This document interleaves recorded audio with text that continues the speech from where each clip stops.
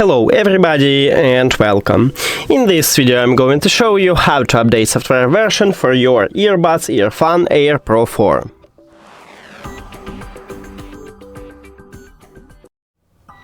You have to start by open EARFUN application and now click on your earbuds here.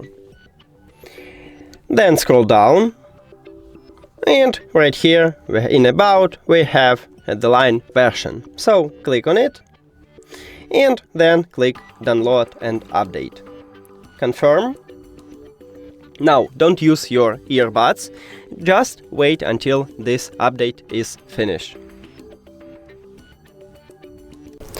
Now I skip a time for you and successful update look like this. Now click sure and we did it.